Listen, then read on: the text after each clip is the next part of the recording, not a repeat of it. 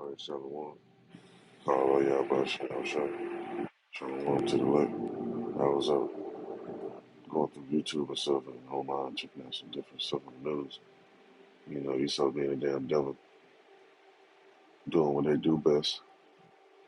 And I just happen to see what's been going on with these war events that's been going on around the earth, so to speak. So, this is just a quick video. I'm not going to stretch this out too long. Let this video play. And I'll put a few presets.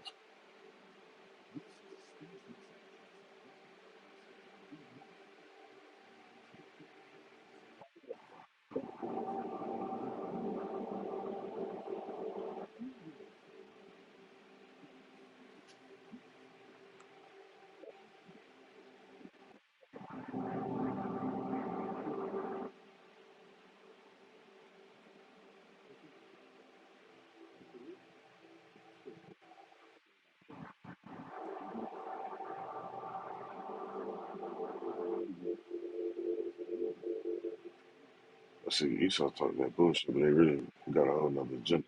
Go to this. It's the book of Psalms, chapter 55, verse 21. It said, "The words of his mouth were smoother than butter, but war was in his heart."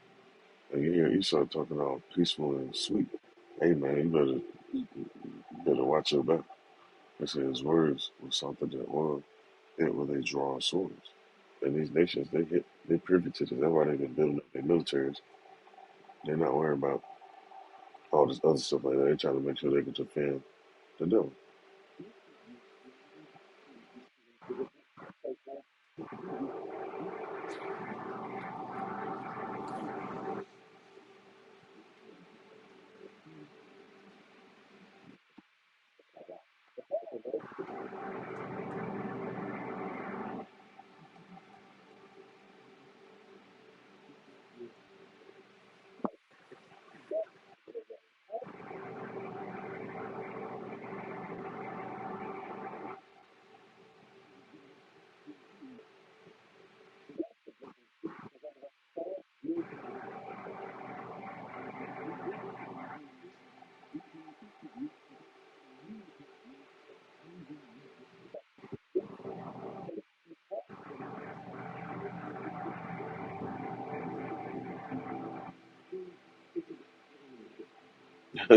That's Esau for you.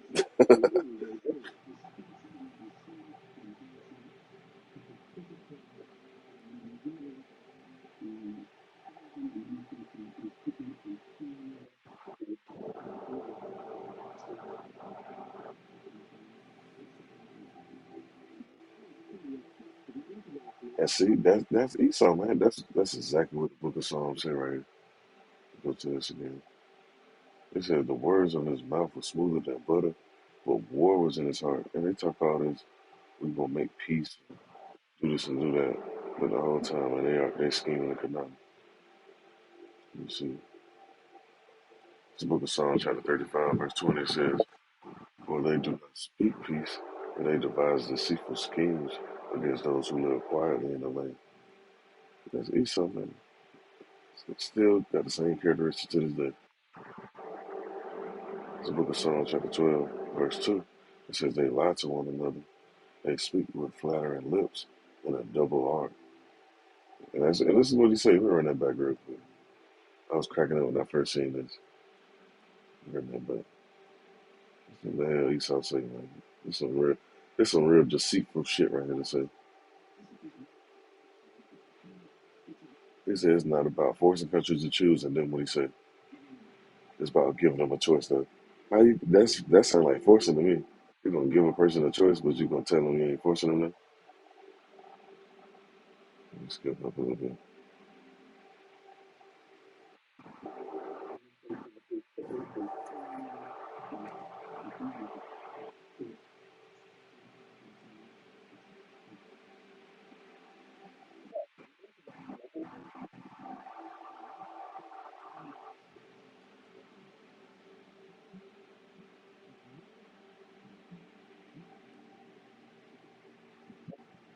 And Esau's such a bug out.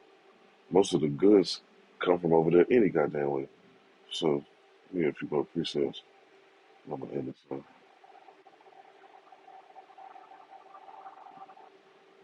All right. the scripture said the pride have deceived thee.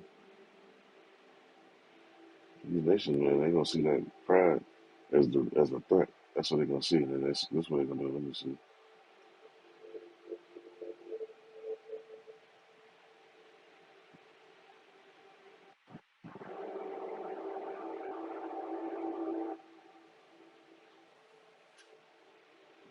Oh, they looking for this precept. This is a good one.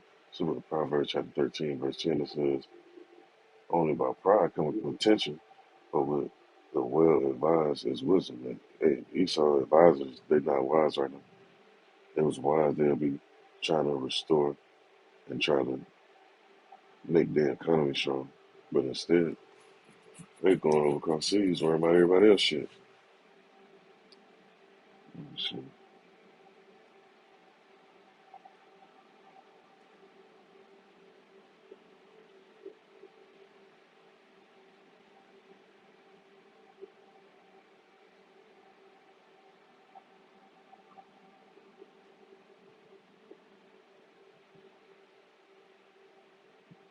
Book of Jeremiah chapter 49, verse 16. But I'm gonna read on down a little bit. It says, verse 15, it says, for lo,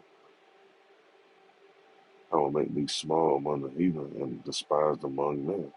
Thy terribleness hath deceived thee, the pride of thine heart, O thou that dwellest in the clefts of the rock, that holdest the height of the hill.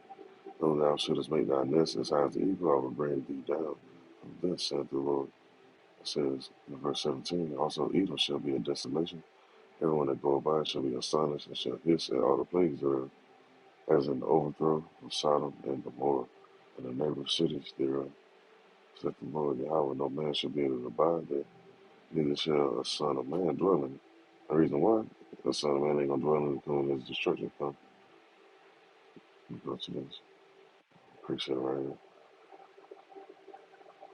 Book of Matthew, chapter 13, verse 14, it says, the Son of Man shall send forth his angels, and they shall gather out of the kingdom of all things that offend, and them which do iniquity. You see, it's another precept I want to get as well, too. The line up with that one.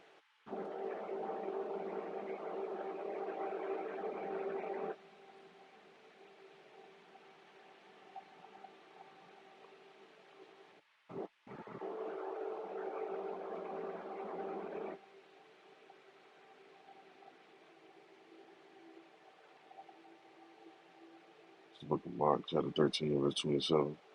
It says, and then shall he send his angels, and shall gather together his elect from the four winds, from the uttermost part of the earth to the uttermost part of heaven. So all this stuff going on, there's another precept that I want to get to come to mind.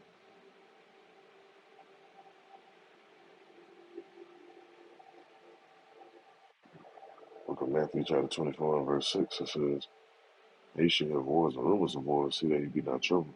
All these things must come to pass, but the end is not yet. And this stuff gonna pop off. And you can't forget, you don't want to hear too much about it in the media. I'm sure I'll find another video as I look stuff up or whatever.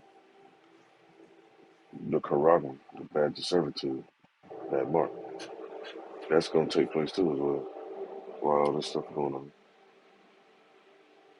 You see.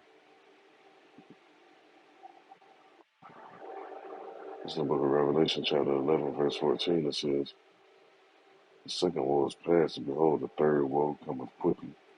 Now, woe is talking about war. Let's go into that word woe real quick. So I can pull it up if I want to.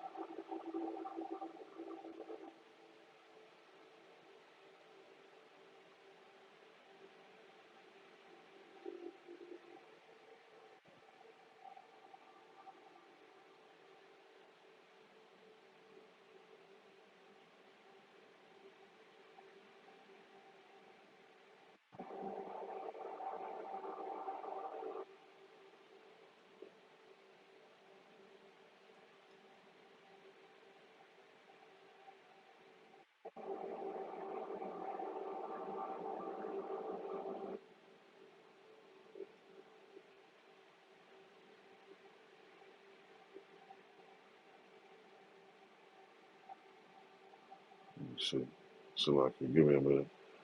Try to find an actual definition of it, but it says the primary exclamation of grief. That war is definitely gonna be some grief, but that ain't exact. Let me see. That ain't exact definition I wanted to put up on that, maybe because it's on the Bible Hub app. I know the blue letter it shows something different on there. Actually gives a deeper spectrum of definition of that word woke. Anyway, I ain't gonna open up the other app right now. I'm just gonna stay on this one. I'm just ending this off with this last precept. Let me see.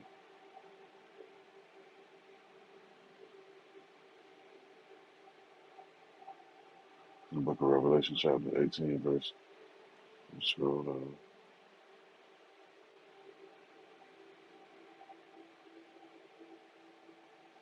Verse 15 said, the merchants of these things which were made rich by her should stand afar for the fear of the torment, weeping and wailing.